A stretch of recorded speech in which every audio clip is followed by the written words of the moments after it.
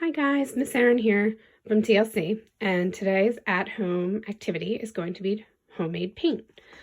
So I feel like most families have things at home like markers, crayons, pencils, scissors, but not necessarily everyone has paint. So we're going to learn how to make paint today using things that we have in our home already. So for this activity, we are going to need some flour, water, dish soap, a spoon, a bowl, some containers for our paint, and also some food coloring. Doing activities like this at home are really important because it not only gives your child the opportunity to be a part of something and create something, but it also gives them the opportunity to use materials that we use in everyday life. Such as our measuring cups, which are things that are not necessarily present in the classroom, but are present in daily use. Okay, so the first thing that we want to do is we want to get our bowl, and we're going to add our 1 cup of flour,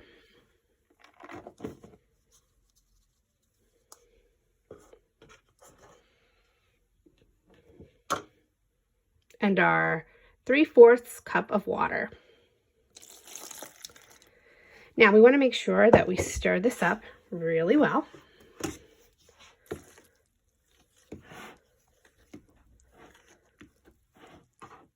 Now the consistency is going to be a little bit sticky, but that's okay. The next thing we want to do is we want to add our 1/4 cup of dish soap. Now, you don't necessarily have to use the dish soap. If you're afraid that your child may put this in their mouth, then you want to not use the dish soap. However, the dish soap really helps the colors stick to the flour. So we're going to use it so that our paint is a little stronger than it would be otherwise.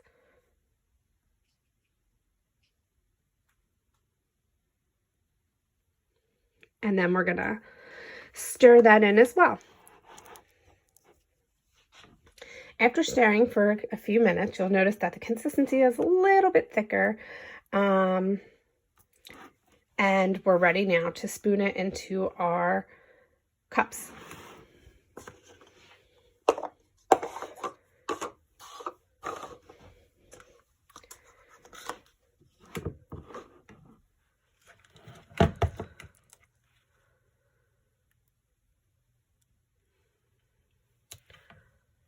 Okay, after we've spooned it into our cups, now, I've seen a few people use different things. I had these cups at home, so this is what I've used. But I saw some families use ice cube trays, some muffin tins, anything that really is going to keep everything together would be great, because then you won't have to carry all these tiny little cups around when you want to paint. Okay, and the next step is that we are going to add some colors. So I'm going to add some pink first. I'm going to do about 4 drops. Ooh, it kind of looks purpley instead of pink. That's okay. Because purple is our color of the month anyway, so that makes it even better.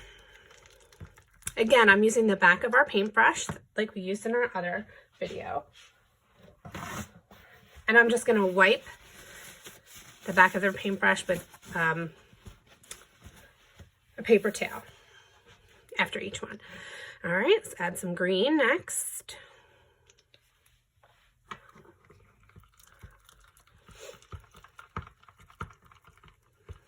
You can add as many colors as you want. This is a great activity if you want to try mixing colors to create a different color. Next, we're going to add some yellow.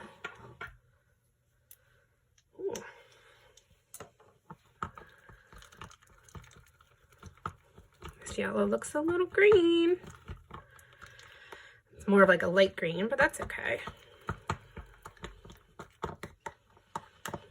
Nice and springy. And the last color we're going to add is blue. Now, it's good to have your children count with you as you drop the drops into the containers. you know, 1, 2, 3, 4. It practices rote counting, which we always want to be doing. All right. And now is the best part, because we have our 4 colors of paint.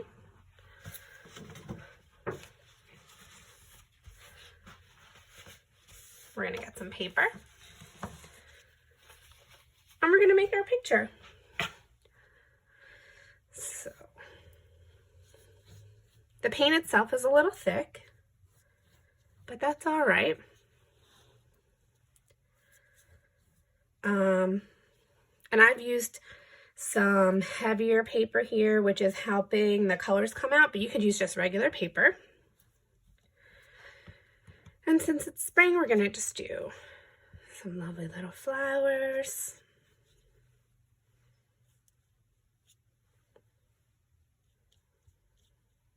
I know a couple of other teachers have shown some art projects that you can do with paint that include, you know, painting the child's hand. Feel free to do that with this paint. It's okay. Even though we did put the soap in, I would just be right on point to wash their hand afterwards so that they don't put their hand in their mouth.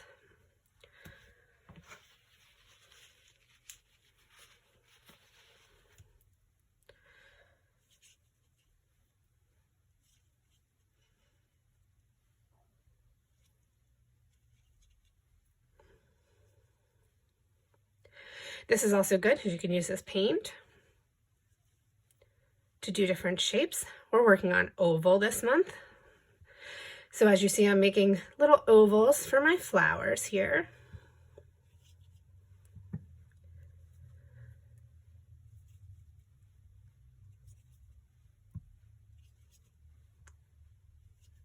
And this is also a good activity or time that you can use these paints. You can have them write their name on it.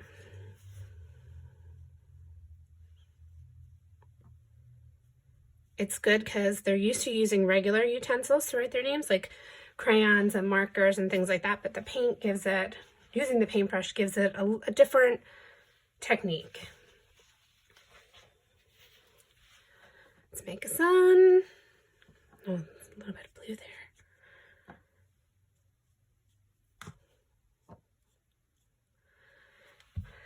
And there you go. That's our homemade paint. Hope you guys enjoyed it. Like I said, this can be used for many different projects. I just used it to do a painting, a spring painting today, but you could also use it to do different activities that other teachers have used for handprints and things like that. Hope you guys enjoyed it. Okay guys, so our at-home activity today is going to actually have to do with the letter O. I've included some tracing O practice sheets or places available and a link below. However, if you don't have a printer or anything like that at home, you can easily take a yellow marker and make an O that your student can trace, or you could turn it into a double project. You could get a toilet paper roll along with our homemade paint that we have, and you could have your child stamp all over a piece of paper a bunch of O's. So not only are you practicing what the O looks like by just using the stamper, but when it's dry, you can go back and you can help practice tracing the letter O with your child. So when you go to trace letters, you always want to make sure that you start at the top and that you go around. So to trace letter O, we're going to start at the top and we're going to go around.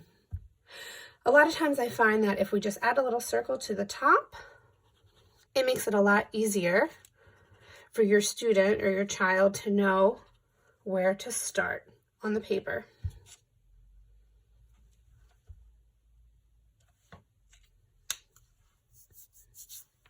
We want to remember that when we're doing tracing like this, that we always want to use our duck fingers, quack, quack, quack, which we do a lot at school, which is we're taking our fingers, and we're placing the marker in between our fingers. If your student is not yet chosen which hand they typically write with, make sure that you offer them the pen or pencil or marker in the center, and whichever hand they reach for is primarily the hand that they're going to use. And again, so just setting up duck fingers there, and a lot of the kids are already used to that saying. So if you say, "Where's your duck fingers?" they will reset it. Hope you guys enjoy this activity.